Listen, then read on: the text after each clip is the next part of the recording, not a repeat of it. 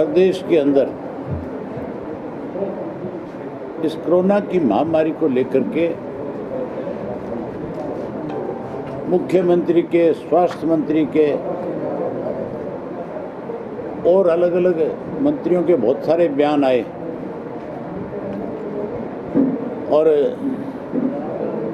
बहुत चिंता व्यक्त कर रहे हैं इस बात को लेकर के कि महामारी दिनों दिन बढ़ रही है और इसको काबू पाने के लिए भी बड़े बड़े बयान दिए जा रहे हैं। इन्होंने पहले तो इस कोरोना की आड़ में किसान को लूटा और बर्बाद किया। आज भी किसान की गेहूं की फसल जो है मंडियों में रुल रही है, ना बारदाना है, ना कोई खरीदने वाला है और ना ही किसान की कोई पेमेंट करने वाला है। वहीं आज ऐसी हालत है हमारे प्रदेश की कि ना ऑक्सीजन है, ना इंजेक्शन है और ना ही कहीं बेड है। जबकि सरकार की ये जिम्मेवारी बनती थी बहुत पहले से इस बात को लेकर के अखबारों में, टीवी में, सब जगह इस किस्म की खबरें थी कि इंग्लैंड के अंदर जो दूसरा स्ट्रेन आया था, जो यूरोप में दूसरा स्ट्रेन आया था, उससे हर आदमी चिंता व्यक्त कर रहा था। उसी वक्त समय रहते हुए सरकार को उन सब चीज़ों को कंट्रोल करना चाहिए था ताकि ये बीमारी और आगे ना बढ़ सकती। इनकी लापरवाही की वजह से, इनकी गलत सोच की वजह से, गलत पॉलिसी की वजह से आज जो है लोगों के सामने बहुत बड़ी समस्या खड़ी होगी। सरसा जिला के अंदर मेरी जो जानकारी है 800 इंजेक्शन आए थे परसों और वो इंजेक्शन जो है आज बाजार में उपलब्ध नहीं है। मैंने जब अधिकारियों से इसके बारे में पूछा, सीएमओ से जो पूछा, तो उनका जवाब था कि जी हमारे पास इंजेक्शन नहीं है। इन्होंने तो वो इंजेक्शन भी जो है, जो लोगों को लगा करके कहीं उनका इलाज करना चाहिए था, यहाँ से ले जा करके दिल्ली में ब्लैक में बेच दिए। ऑक्सीजन के सिलेंडर की जो है ब्लैक मार्केटिंग है। आज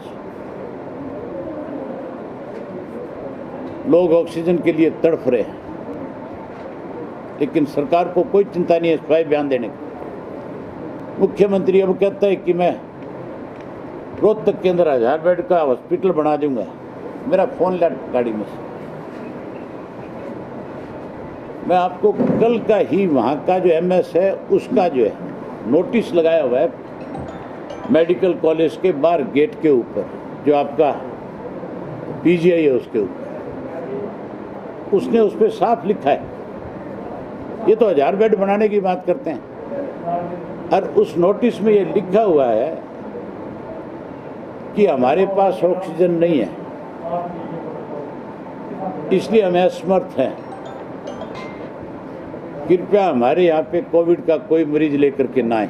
वो नोटिस है, इस नोटिस को तुम अपने कैमरे में कैद करो और दिखाओ सबको कि क्या हालत है आज की सरकार की।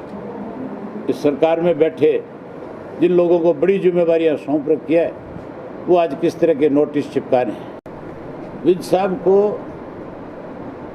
लोगों से माफ़ी मांगनी चाहिए, इस्तीफा देना चाहिए। ऐसी सरकार को सत्ता में रहने का एक दिन भी अधिकार नहीं है, जो आम लोगों को मूलभूत सुख सुविधाएं तो बहुत दूर है, ये तो इमरजेंसी सुविधाएं देने की बात है। ये देना तो सरकार का कर्तव्य है। सरकार को सारे कामकाज छोड़ करके केवल इस बात पे ध्यान देना चाहिए। ये तो हमारा मुख्यमंत्री तो प्रधानमंत्री की तरह मन की बात करता है, ये नई चीज़ सीख गया, नई नई बातें बोलने लग गया, एक घंटे स्पीच देने लग गया। बजाय स्पीच देने के मुख्यमंत्री को अपनी जिम्मेवारी निभानी चाहिए। अगर ये अपनी जिम्मेवारी से भागेगा तो फिर लोगों के बहुत बड़े विरोध का सामना करना पड़ेगा। आज जहाँ सत्ता पक्ष कहीं नहीं है, आज विपक्ष उससे भी ज़्यादा मरा हुआ है। कांग्रेस की जो जिम्मेवारी बनती है, आज कांग्रेस के लोगों की समस्याओं को उनके बीच में जा करके या कहीं उसके लिए कोई गवर्नर से मिल करके या कोई मुख्यमंत्री के दरवाजे तक जा करके जहाँ उनको मजबूर करना चाहिए, वहाँ ये लोग भी अपने घरों में बढ़ गए। ये लोग भी इनके साथ मिल गए, ये भी इनके बी टीम के रूप में काम करने लगे। इसलिए आज प्रदेश के हालात खराब है। आज दिल्ली से भी ज़्यादा बुरी हालत हमारे हरियाणा की है। यहाँ कहीं कोई किसी हॉस्पिटल में बेड नहीं उपलब्ध है। सरकार को मैंने पिछला जब कोविड आया था, अपने यहाँ यूनिवर्सिटी के अंदर जो हमारे चौधरी देवीलाल जननायक चौधरी देवीलाल इंस्टीट्यूट जो है, उसमें 100 बेड का हॉस्पिटल है। मैंने सरकार को मुफ्त में उपलब्ध कराया था। आज भी मेरी तरफ से ये कहा हुआ है, लेकिन दिवालिया पिटा हुआ है, उसमें भी राजनीति कर रहे हैं। लोगों का इलाज कराने के बजाय राजनीति करने में लगे हुए। सरकार की जिम्मेवारी है इन सारी चीज़ों को उपलब्ध करवाए, लेकिन सरकार में बैठे लोग तो दवाइयों को भी बेचने का काम कर रहे हैं। ऐसे में हर आदमी को अपने आप को सुरक्षित रखना पड़ेगा, अपने आप को ही बचाना पड़ेगा। इस सरकार का दिवालिया पिट गया। बिचौलिए की कुछ सुना थोड़ा करता है, बिचौलिए को तो इंस्ट्रक्शन दी जाती है कि उन्होंने आपत्ति नहीं जताई, रैलियां करते रहे और अब संक्रमण इतना बढ़ गया कि हर दूसरा आदमी चपेट में आता जा रहा है। जहाँ चुनाव आयोग पे हाई कोर्ट ने इस तरह की बात कही है, वहाँ उन नेताओं के खिलाफ भी मुकदमे दर्ज होने चाहिए जिन्होंने भीड़ इकट्ठा करी, जिन नेताओं ने कोविड का उल्लंघन किया, जिन लोगों ने अपनी राजनीतिक रोटियां सेकने के लिए अपने आदेशों की धज्जियां उड़ाई है, उनके खिलाफ पर्चे दर्ज हों।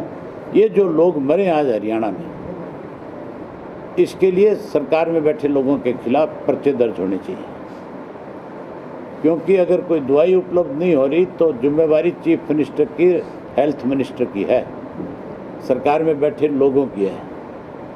हैरानी की बात है, यहाँ लोग मर रहे हैं और सत्ता में बैठे लोग जो हैं वो विदेशों में जा कर के पार्टियाँ कर रहे हैं, वो वहाँ जा कर के खुशियाँ मना रहे हैं, वो वहाँ जा कर के क्लबों में पार्टियाँ कर रहे हैं। ऐसे लोगों के खिलाफ सख्त कार्रवाई होनी चाहिए। उपलब्ध करवाना जिम्मेवारी चीफ मिनिस्टर की है। चीफ मिनिस्टर ये कहे कि मैंने जांच के आदेश दे दिए, इससे चीफ मिनिस्टर बच नहीं सकता। इनकी सबकी मौत का जिम्मेवार हरियाणा प्रदेश का मुख्यमंत्री है और इस मुख्यमंत्री के खिलाफ भी मुझे लगता है कोई ना कोई PIL में जाएगा। इस किस्म की टिप्पणी कोर्ट से आ सकती है। सिरसा के लिए एक ऑक्सीजन टैंकर चलता है, 3 दिन मिलता नहीं है, चौथे दिन पता चलता है कि वो अमृतसर पहुंच गया। तभी तो सरकार का दिवालिया पिट गया और हम क्या रो रहे हैं। ये तो बात आपको बारी बारी बता रहे हैं भी सरकार का इससे बड़ा दिवालियापन और क्या होगा। होम मिनिस्टर तो बयान दे रहा था, बीच तो ये कह रहा था कि पुलिस की कस्टडी के अंदर ऑक्सीजन की सप्लाई करेंगे, तो कहाँ गई इनकी पुलिस, कहाँ गई वो कस्टडी जिसमें लेकर के आना चाहते थे। दिवालिया पिट गया कि नहीं पिट गया इनका, दी जाती है। बीजेपी नेता ने कांग्रेस जो है कांग्रेस में जाने की चर्चाएं थी, किसानों के जो है पास जाकर के इस्तीफा दे दिया। आपके सामने चुनाव लड़ने वाले पवन बेनीवाल, चर्चा यह है कि कांग्रेस में जाएंगे। मैं जानता नहीं ऐसे नेताओं को जो लोगों के लिए जहर बेचने का काम करते हैं। आप उनको नेता कहते हो, मुझे ये सुनते हुए शर्म आती है। किसको नेता कहते हो आप? कौन नेता? जो लोग जिनके ऊपर कांग्रेस के लोगों ने भी ये कहा था खुल करके कि नशे के व्यापारी हैं, चिट्टे के व्यापारी हैं।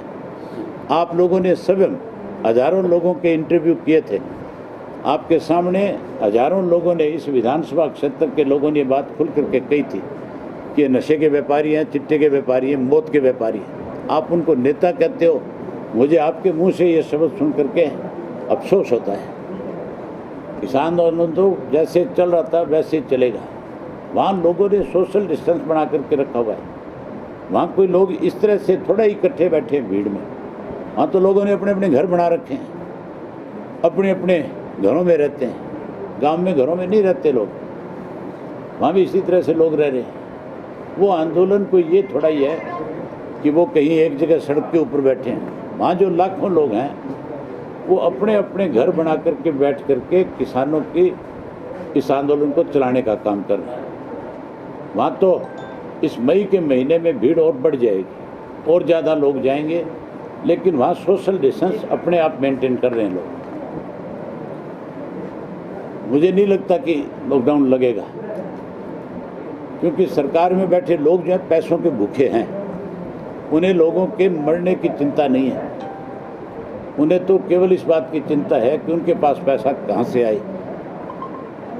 ये बड़े बड़े इंडस्ट्रीज जो हैं, इनकी इंडस्ट्री बंद ना हो जाए, इसके लिए उनको पैसा देंगे और ये लोग उनसे पैसा ले करके लोगों को मरने से बचाने के बजाय मौत के मुंह में डालने का काम करें। एग्रीकल्चर मिनिस्टर का बयान आया था कि बातचीत की जा सकती है, किसान नेता भी तैयार थे, लेकिन अब एकदम से गैप हो गया, कोई चर्चा नहीं है। कौन से एग्रीकल्चर मिनिस्टर? नरेंद्र तोमर का। उसका महत्व क्या है? नरेंद्र तोमर ने 11 बार बातचीत करी किसानों के साथ। अगर उसकी बात का ही कोई महत्व होता तो फिर रिजल्ट आ जाता। वो तो केवल किसान की बात सुनता है और जाग करके आगे बताता है, और जो आगे से उनको बता दिया जाता है वो आकर के वो किसानों को बता देता है। वो तो बेचारा बिचौलिया है।